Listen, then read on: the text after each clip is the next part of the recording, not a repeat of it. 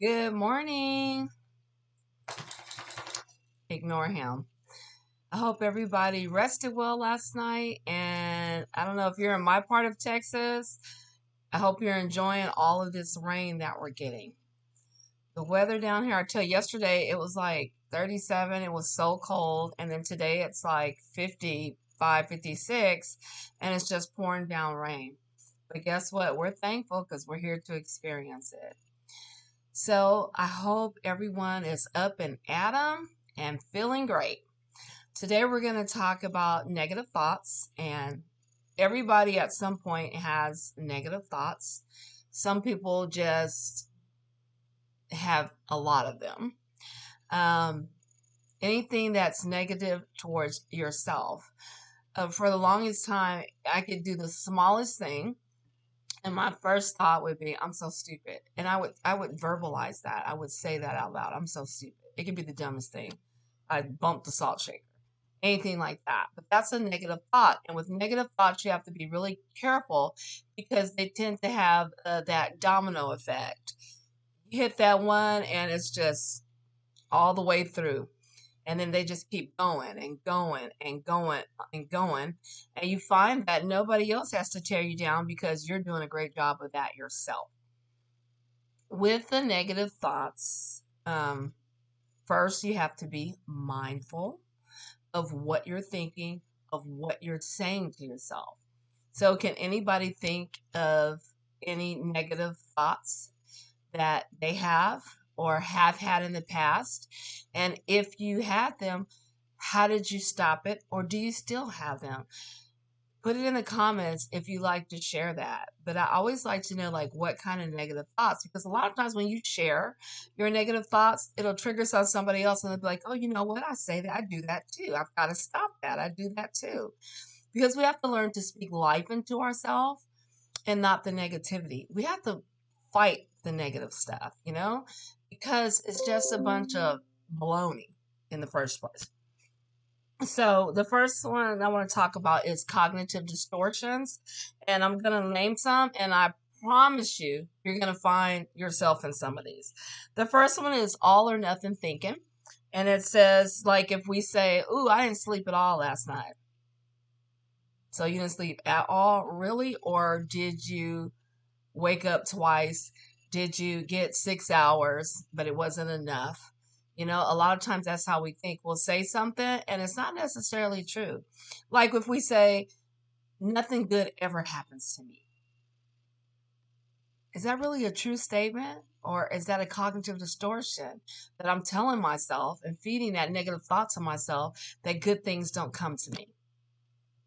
The next one is catastrophizing. If I don't sleep well, I'm going to fail my test tomorrow, right? So that's having the expectation of things not working out, of things not going wrong.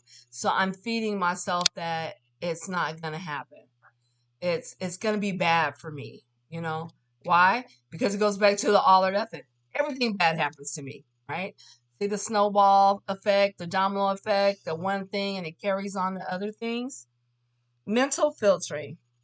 So I had a hard time falling asleep last night. What did I do wrong? Right? That goes back to what I was talking about yesterday. Always apologizing for something, right? Because in our mind, we think we did something wrong. You know, we think that, "Oh, it must be me. It can't be everybody else. It must be me."